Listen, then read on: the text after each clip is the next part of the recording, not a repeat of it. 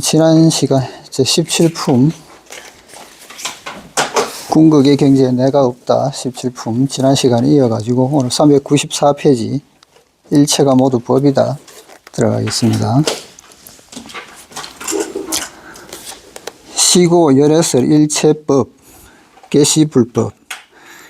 이런 까닭에 열애는 일체의 법이 모두 불법이라고 말하는 것이다. 일체의 법이 모두 불법입니다. 어떤 법도 불법 아닌 것이 없습니다. 어떤 사람은 불법을 배운 후 너무 옹졸해져서 오직 부처에 귀의할 뿐 사마 외에도 즉 정당하지 못한 길은 거들떠보지도 않습니다. 제가 언젠가 시골에 갔을 때 토지묘 하나를 보았는데 진흙으로 빚은 토지공이 모셔져 있길래 공손히 절을 했습니다. 그랬더니 사람들이 저에게 당신은 불법을 배우는 사람인데 어째서 절까지 하느냐고 했습니다. 저는 그런 것은 상관하지 않는다고 했습니다. 살아서 좋은 사람이었으니 죽어서도 토지공이 된 게 아니겠습니까?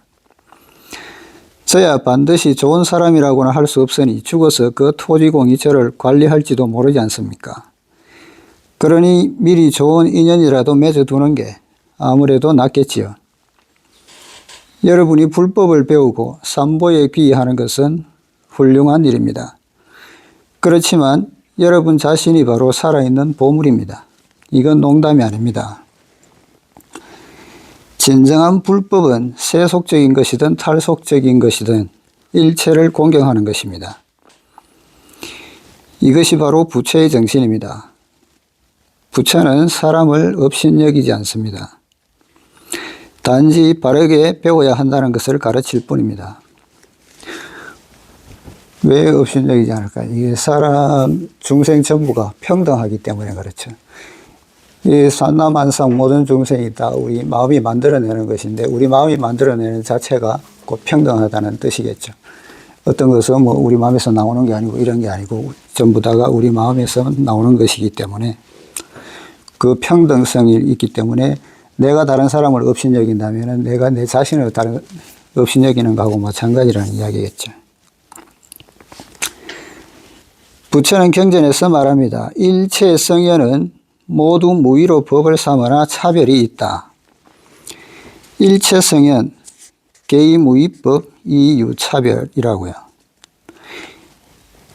그 뭐 차별이 있다는 것은 뭐 무의법으로서도 경지의 차이가 있겠죠. 뭐 소성, 대성의 차이도 있을 것이고 보살과 불의 차이도 있을 겁니다. 일체의 법이 모두 불법이다. 일체법은 계시불법이라고요. 바로 부처가 한 말입니다. 제가 한 말이 아닙니다. 그러므로 이 종교, 저 종교, 이 파, 저 파를 따지는 옹졸한 마음으로는 근본적으로 불법을 배울 수 없습니다. 저는 기독교 예배당에 가서도 마찬가지로 공경을 다 합니다. 예수가 얼마나 훌륭한 사람입니까? 예수는 사람들에게 좋은 일을 하라고 했습니다. 유럽인이든 미국인이든 백인종이든 모두 좋은 일을 하라고 했습니다. 훌륭한 분이시여. 자, 여러분 줄 맞춰 앉으시고 위로 올라 앉으십시오. 과일도 좀 드시고요. 자, 여러분 인사드립시다. 예수의 나이는 우리보다도 훨씬 많습니다. 1000살도 더 많습니다. 불법을 배우는 사람이라면 제일 먼저 가슴이 넓어야 합니다.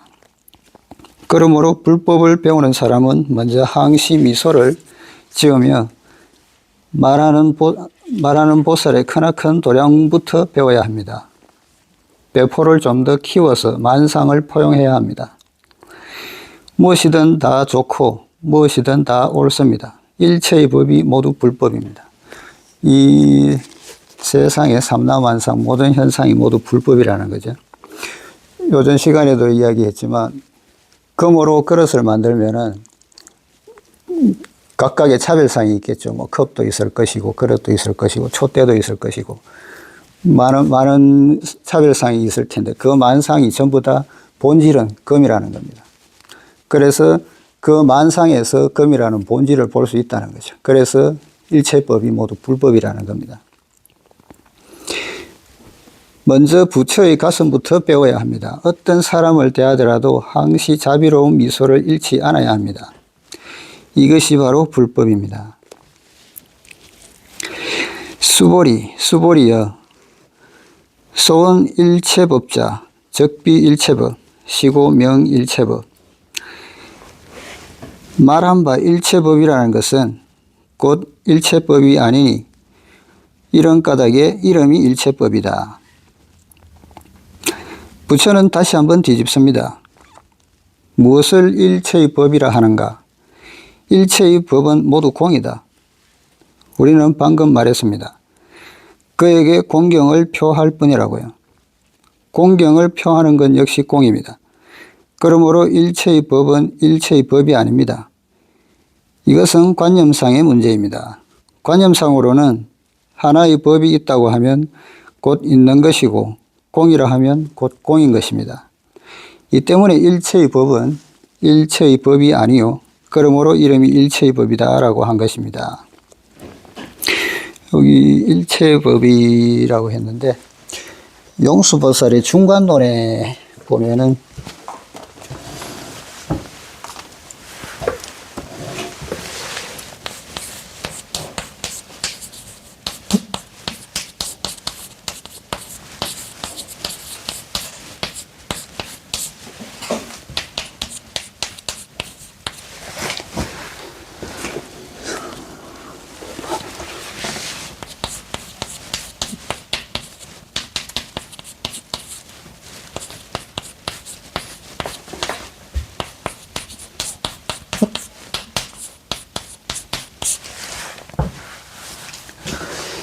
인연으로 만들어내는 법, 그것은 내가 말하면 즉시 공이 된다. 그런데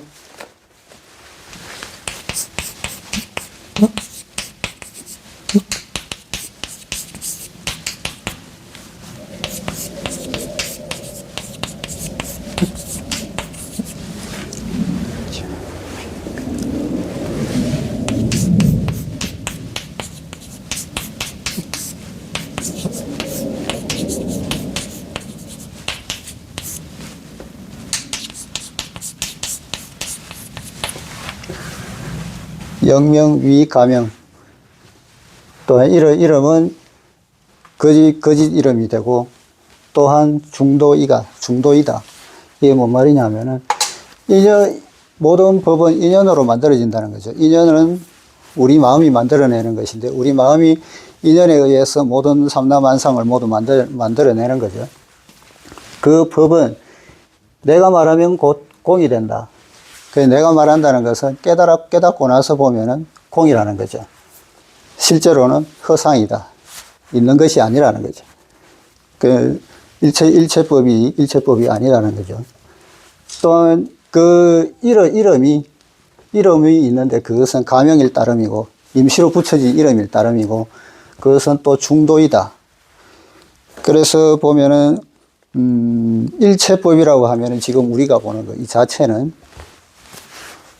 일체 유심조죠. 우리가 마음이 만들어내는 환영일 따름인데 그 환영이라는 것이 우리 자성으로 보면은 공이라는 겁니다. 지금 우리 눈앞에 보이고 있지만 마음으로 만들어내는 것이기 때문에 실제 하는 것이 아니라는 거죠. 우리 선종의 공안에서 보면은 산은 산이요, 물은 물이라는 말이 있지 않습니까? 그러면 산하고 물은 일체법이죠. 인연으로 만들어지는 겁니다. 근데 이 산을 보는 것은 우리가 마음이 만들어내는 거죠. 산을 보면은 오늘 내가 본 산하고 내일 내가 본 산이 또 틀릴 것이고 지금 내가 산이라고 하면은 그 산은 이미 방금 내가 말했던 산이 이미 변해버린 거죠. 그 자체로 남아있는 것이 아니고 내가 산이라고 했을 때 그 산하고 지금의 산은 이미 변해버린 거죠. 산에 나뭇잎이 몇 개나 더 떨어졌을 것이고 그래서 항구하는 그 산이 없다는 거죠. 항구하는 산은 내 마음이 만들어내는 것이 따릅니다. 그 물도 마찬가지죠. 내가 지금 여기 강물이라고 그러면은 내가 말했을 때 그 강물은 이미 흘러가고 없는 거죠. 변해버린 거죠. 그래서 공이 되는 겁니다. 그게 일체법이죠. 그래서 적비일체법, 일체법이 아니라고 이야기를 하는 겁니다. 그 시명일체법이라고 하는 것은, 그래서 그 지금 허공이라고 하더라도, 허공이 아니고 우리가 만들어낸 허상이라 하더라도 그 허상이라는 것이 존재를 하기 때문에 그 이름을 붙였기 때문에 이 가명이라고 하는, 그래서 이름이 그 일체법이라는 거고요. 그래서 중도이라는 것은 우리가 요 일체법이라고 하면은 삼라만상이죠. 이것은 앞에서 말한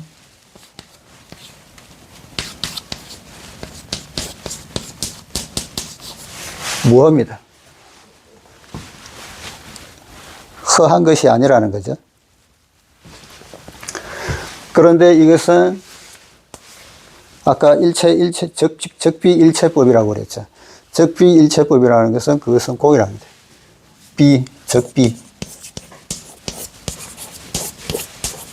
이미 변해버린. 그래서 이거는 공이 되는 겁니다. 그래서 이 실에 집착하게 되면은, 일체법에 집착하게 되면은 우리 일반 중생이 되는 거겠죠. 그리고 공이라는 공간에만 집착하게 된다면은, 일반 우리 본부는 벗어났지만 그냥 소성에 불과한 겁니다. 그래서 중도이라고 하면은 이 실이나 공이나 공과 실에 전혀 치우치지 않는 것. 그래서 중도이에 해당하는 겁니다. 그래서 이름을 일체법이라고 한다 이야기를 하는 거죠. 그래서 여기서 일체법은 우리가 말하는 산은 산이고 물은 물이라다 하는 거고, 적비일체법이라고 하면은 그 산이 우리가 말했던 그 산이 아니고 우리가 말했던 그 강이 아니고 이미 변해버렸다는 겁니다. 그런데 눈앞에 아직 있죠. 그래서 이름을 산은 산이고 물은 물이라도 다시 이야기를 하는 겁니다. 그것이 무실무허, 그래서 중도의가 되는 거죠. 실도 아니요 허도 아니다는 것.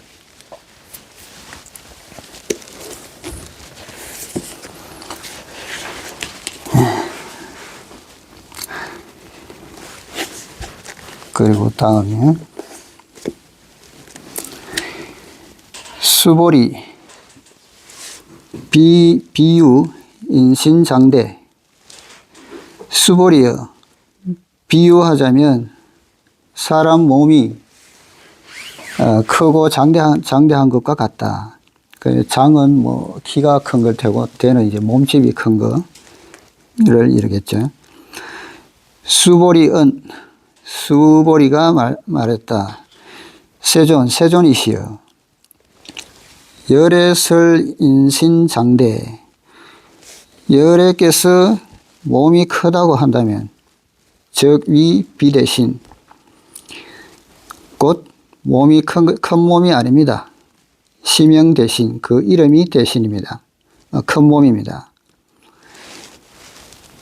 수보리, 이것도 마찬가지로 대신이라고 하면은 비대신이라고 하면 상이 없는 거죠. 우리 보통 법신을 이야기를 하는데, 이것도 미륵부살의 개송에 보면은 이 법신을 대신으로 비유했다는 게 있습니다.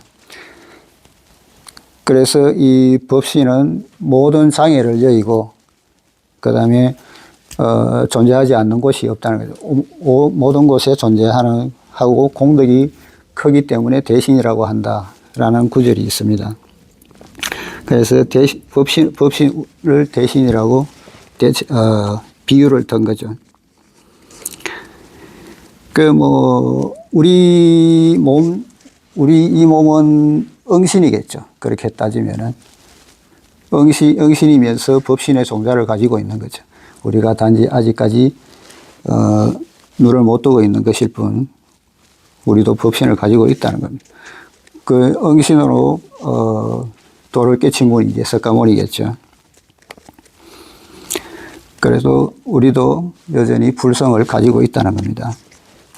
부처는 수보리에게 묻습니다. 가령 어떤 사람이 키도 아주 크고 몸집도 장대하다면 부처가 이렇게 말을 꺼내자 수보리가 곧이어 대답합니다. 알겠습니다.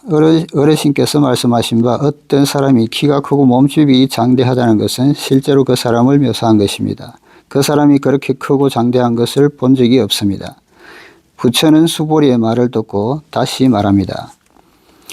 수보리여 보살 영여시 보살 또한 이와 같다. 약작시언 아당 멸도 무량중생 즉 불명보살. 만약 이런 말을 지어낸다면, 이런 말을 한다면, 즉 아당 멸도 무량중생, 내가 마땅히 한량없는 중생을 제도하리라는 마음을 낸다면, 말을 한다면 이것은 불명보살, 이름을 보살이라 하지 않는다. 그렇다네 부처는 수보리의 대답이 옳다고 하고서 불법을 배우는 사람 역시 그래야 한다고 말합니다.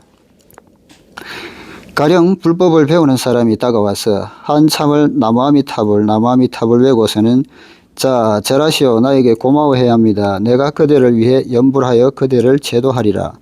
이렇게 말한다면 이 사람은 보살이 아닙니다. 여러분은 그를 염두에 둘 필요도 없습니다.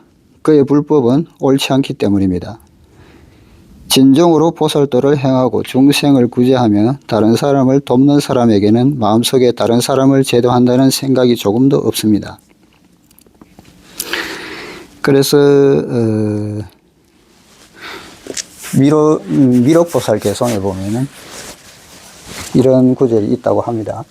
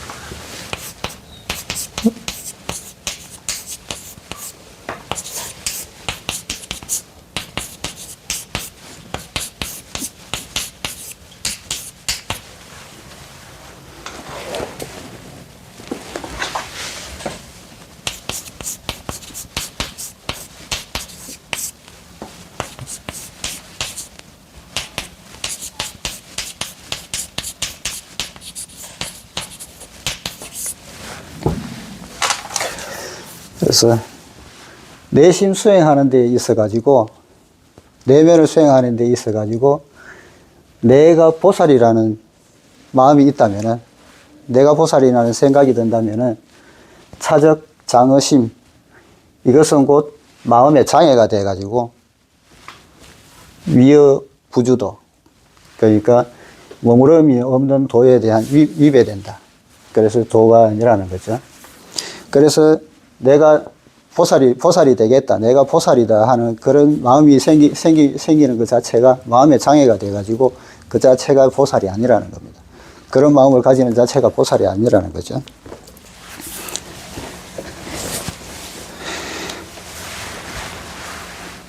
그래서 머무름이 없는 도에 위배된다는 이야기를 하는 겁니다. 그래서 여기서도 그런 사람들을 염두에 둘 필요가 없다고 이야기를 하는 거죠. 진정으로 보살도를 행하고 중생을 구제하며 다른 사람을 돕는 사람에게는 마음속에 다른 사람을 제도한다는 생각이 조금도 없습니다.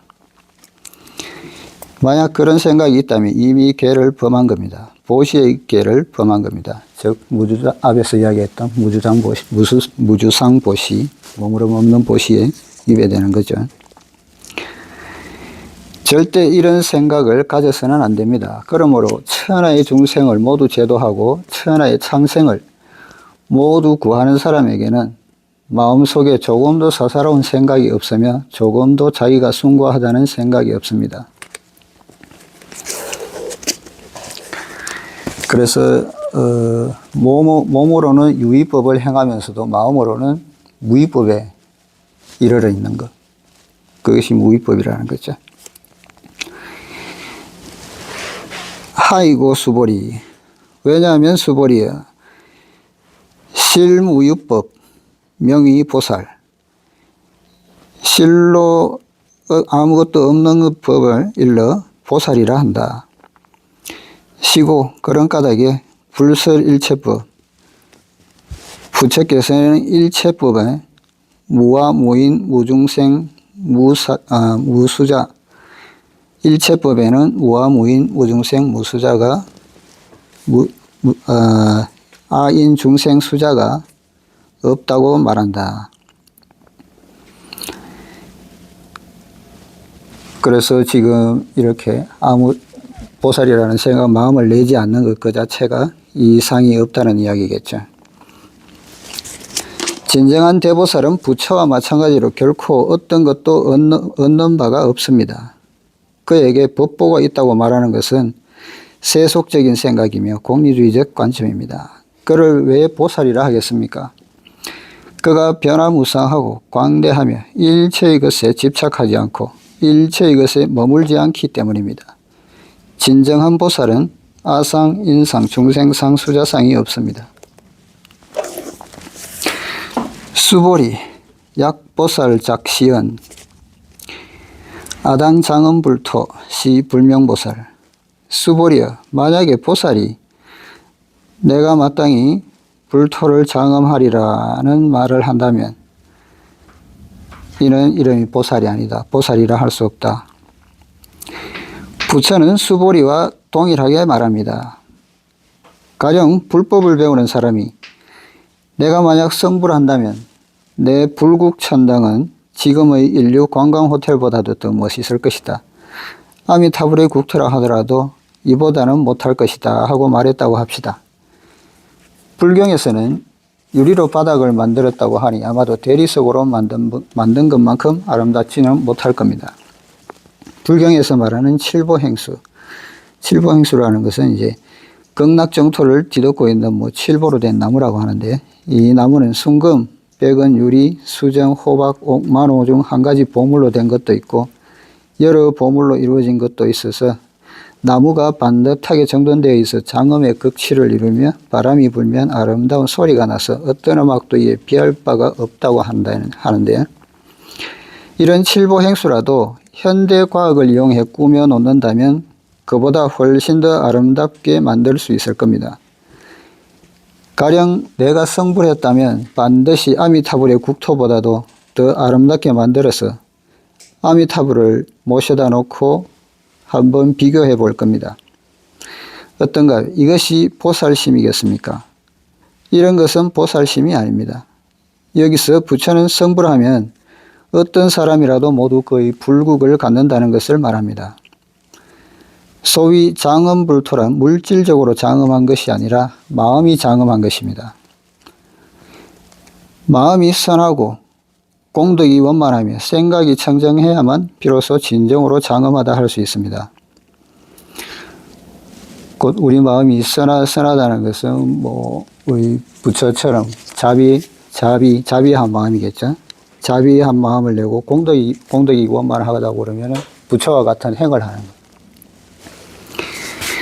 행을 해서 공덕이 원만해지는 것. 그리고 생각이 청정하다는 것은 상해에 집착하지 않는 것, 상해에 머무르지 않는 것, 이런 게 비로소 진정으로 장엄한 거겠죠. 그래서 우리 자성에 돌아가는 것, 자성으로 회귀하는 것, 그것이 장엄이겠죠. 그러므로 만약 장엄한 것에 대한 어떤 생각이 있다면 이것은 이미 보살심이 아닙니다. 하이고, 왜냐하면 열애설 장음 불토자, 적비장음, 시명장음. 열애께서 불토를 장음한다고 하는 것은 장음이 아니요, 그 이름이 장음이다. 부처가 말한 장음불토란 형용하는 말일 뿐입니다. 우리 도시를 한번 보십시오. 과학이 발달하면서 건물도 얼마나 아름다워졌습니까? 그렇지만 어느 날 허공의 정상에 이르러 아무것도 볼 수 없을 때, 그때 비로소 빈 것이야말로 진정 아름다우며 진정 장엄하다는 것을 느끼게 될 겁니다. 철저한 공이야말로 진정 장엄한 것입니다. 진정으로 장엄한 것은 얻을 수 없습니다. 아무것도 얻을 수 없습니다. 그래야만 비로소 진정 장엄한 것입니다. 그래서 부처는 말합니다. 장엄한 불토는 장엄하지 않으며 그것의 이름이 장엄이다. 그래서 우리 마음의 자성이 장엄한 거죠. 이 삼라만상에서 장엄하다는 것은 결국 누이법에 지나지 않고 생멸이 있는 것이기 때문에 내가 아무리 장엄하다 해도 더 장엄한 것이 있을 수 있는 거죠. 그런데 무위법의 장엄이라고 하는 것은 표현할 수가 없는 거죠. 자체로. 수보리여 약보살 통달 무아법자 열애 설명 진시보살. 수보리여, 만약 보살이 무아법에 통달했다면 열애께서 말한 이름은 진정으로 보살일 것이다. 이것이 불법을 배우는 첫걸음이자 결론이기도 합니다. 먼저 무아를 통달해야 합니다. 어떤 것이 무아일까요? 먼저 신견을 버려야 합니다. 우리 보통 사람들은 불법을 배우려고 타자를 하면서도 정을 얻지 못합니다. 바로 신견 때문입니다. 신체의 감각이 있고 신체에 대한 생각이 있으며 여기에다 신체 내의 기맥이니 임독이맥이니 전전후전이니 단전이니 하며 온갖 것에 정신이 쏠립니다. 이것들은 모두 자기만의 꿍꿍이 속으로 바로 신견입니다. 이런 까닭에 백거인은 불법을 공부하면서 다음과 같은 시를 남겼습니다. 포난기한 하족도 차신장단 시허공. 포는 배부를 포자죠. 배부를 포고 나는 따뜻할 난자. 기는 굶을 기자죠. 배고플 기자. 추울 한자. 해서 우리가 말하는 배부르고 배고프고 따뜻하고 추운 것, 이런 것은 하족도, 말하기에 족하지 않다. 이 말은 말할 가치도 없다는 뜻이겠죠. 구태여 말할 필요도 없다. 이 몸의 장단이라는 것은 수명일 수도 있고요. 이 몸의 장단은 곧 허망하고 헛된 것이라는 거죠. 헛되고 공한 것이다. 이 신체가 살아있다거나 통쾌하다거나 불쾌하다거나 배부르다거나 배고프다거나 말할 가치도 없습니다. 이 신체는 오래 살든 단명하든 간에 결국 한 줌의 제로변에 아무것도 남지 않습니다. 그러므로 불법을 배우는 첫걸음은 신견을 버리는 것입니다. 신견을 버린다고 무아가 되는 것은 아닙니다. 단지 신견이 없어진 것일 뿐입니다. 진정으로 이 몸과 그 속에 내재된 마음이 모두 없어진 무아에 이르러야만 비로소 바른 것입니다. 그래야만 비로소 정을 얻을 수 있습니다. 그러나 단지 정을 얻어 무아에 이르렀다고 해서 그것이 불법의 궁극적인 단계인 것은 아닙니다. 악연이 사라졌더라도 단지 인무아의 경계에 도달한 것에 불과합니다. 인무아는 소성의 과유입니다. 인무아라는 것은 이제 우리 사람 몸은 이제 오온 색수상 행식, 오온의 화합으로 이루어진 것으로서 실체적인 내가 없다고 생각하는 거죠. 그래서 그걸 인무아라고 하는 겁니다. 인무아에 이르렀다 하더라도 아직 법이 남아있지 않습니까? 최후에는 법무아에 이르러야 합니다.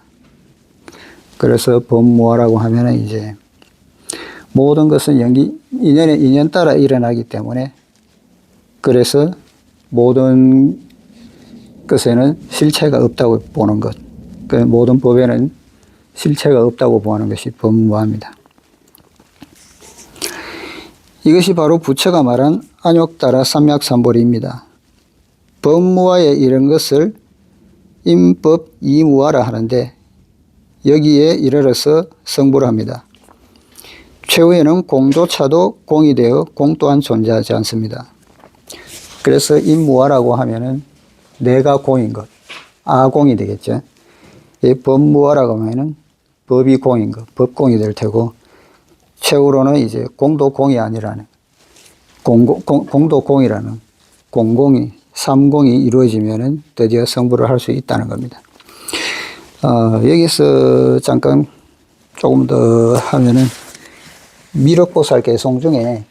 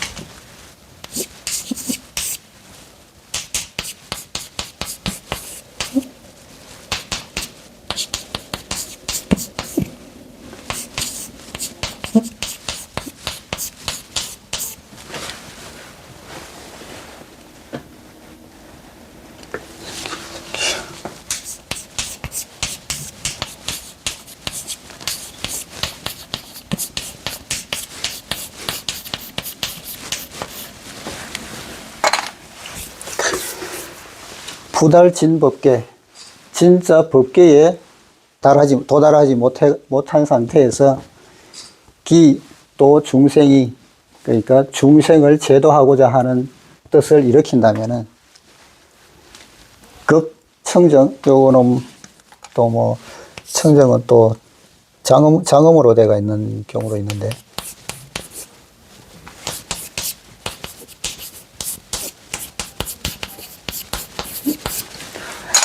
그 국토를 청정하고자 하는 것은 그 마음을 내면은 생심, 그 마음을 내는 적시, 그 마음을 내는 것이 또 전도라는 거죠. 전도됐다는 것은 곧 사견이라는 뜻입니다. 전도된 견해라는 이야기죠.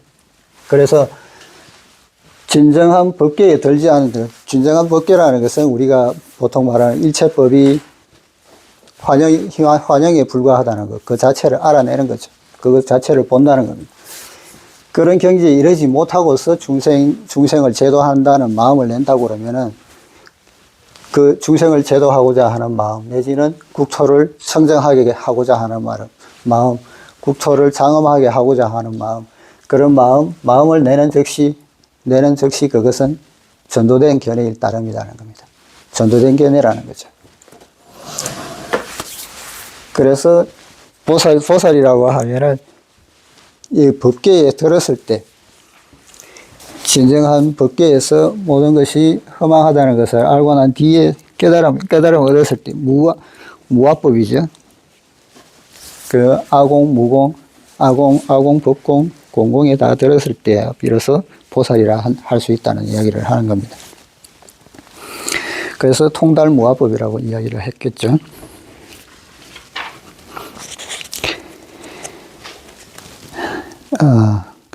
그래서 그 다음에 금강경의 이품은 이제 이전에 같은 문제에 대한 새로운 대답입니다. 수보리는 이전과 같은 질문을 했지만 이 품에서 부처는 새로운 대답을 합니다. 모두 5가지 요점이 있으니 주의하시기 바랍니다. 이 품의 개송은 다음과 같습니다.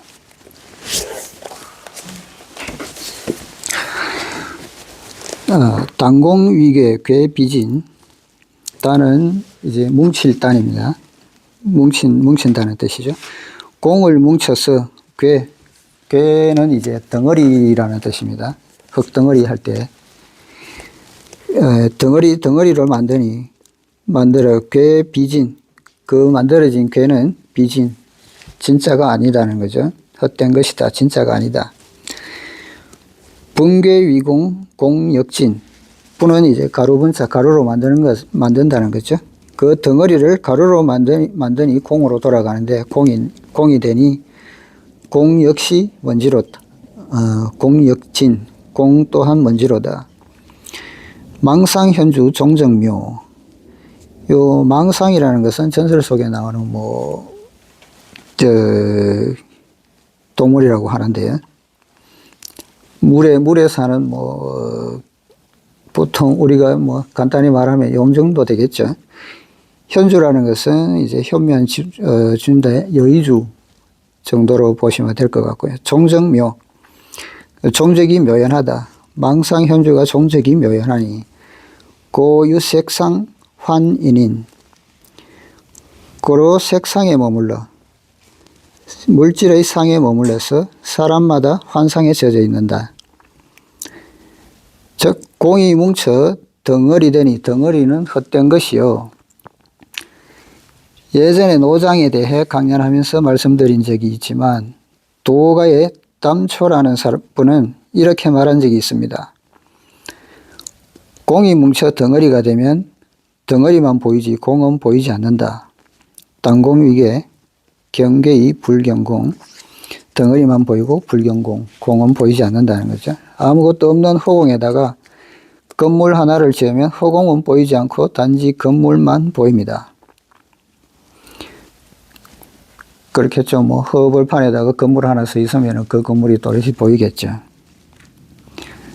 시선을 끌 수밖에 없는 거죠. 그러므로 공이 뭉쳐 하나의 덩어리가 되면 덩어리만 보이지 공은 보이지 않습니다. 덩어리가 흩어져 공이 되면 공만 보이지 덩어리는 보이지 않는다. 분괴위공 경공이 불견괴. 공만 보이고 덩어리는 보이지 않는다. 물체가 바스러져 공이 되면 단지 공만 보이지 물질은 보이지 않습니다. 우리가 어떻게 신견을 없애야 하는지도 바로 여기에서 알 수 있습니다. 우리는 지금 신체를 가지고 여기에 앉아 있으니 정해될 수 없습니다. 공부가 부족하여 바로 이 신체라는 것에 사로잡혀 있기 때문입니다. 그러므로 이 이치를 인용해서 설명합니다. 공이 뭉쳐 덩어리 되니 덩어리는 헛된 것이다. 이 물질 덩어리는 실제로 존재하는 것이 아닙니다. 그 일체상은 적비일체법이라는 거죠. 덩어리가 흩어져 공이 되니 공 역시 먼지로다. 분괴위공 공역진. 물질을 떨쳐버린 후 그 공의 경계는 어떨까요? 만약 여러분이 공의 경계에만 머물러 있으려 한다면 그 공 역시 장애가 되며 업진이 됩니다. 즉 공에 집착하면 다시 공간에 빠지는 거죠. 그래서 아까 무실무허라고 했듯이 중도의를 취해야 한다는 겁니다. 망상 속의 현주처럼 종적이 묘연한데 이것은 장자에 나오는 이야기입니다. 우리의 물질세계, 즉 대천세계는 본래의 것이 투영된 세계라는 것입니다. 말하자면 2차의 투영입니다. 물질세계는 정신세계의 투영일 뿐입니다. 우리의 이 몸과 마음은 투영 속에서의 또 다른 투영, 즉 3차의 투영입니다. 그러므로 이 몸뚱이는 망상 속의 현주로서 본래의 모습으로 돌아가야 합니다. 명심견성의 견지에서 이것을 보아야 합니다. 즉 우리 자성의, 우리 본성의 견지에서 이것을 바라보아야 한다는 거죠. 우리 본성에서 바라봤을 때 이 모든 것은 단지 환영이고 포영이면 물거품이죠. 그림자일 뿐이라는 겁니다. 물질의 상에 머물러 사람마다 환상에 젖는도다. 그렇지만 여러분은 장엄 세계를 헛것이라 생각해서는 안 됩니다. 가짜이면서 진짜이기도 합니다. 입가적진, 가짜를 세워서 진짜로 한다. 일체는 모두 허망한 것이지만 허망한 건 역시 진실입니다. 즉 무실무허라는 이야기겠죠. 그러므로 부처는 내 법은 진실한 것도 허망한 것도 아니다. 아법 무실무허라고 말합니다. 바로 이 이치입니다. 그래서 진정한 깨달으면 우리 자성으로 돌아가야 한다는 이야기를 하고 있는 겁니다. 우리 자성에서 바라보면 모든 것이 물거품이요 그림자라는 이야기죠. 자, 오늘은 17품 여기까지 하고요. 다음 시간에 18품 들어가도록 하겠습니다. 수고하셨습니다.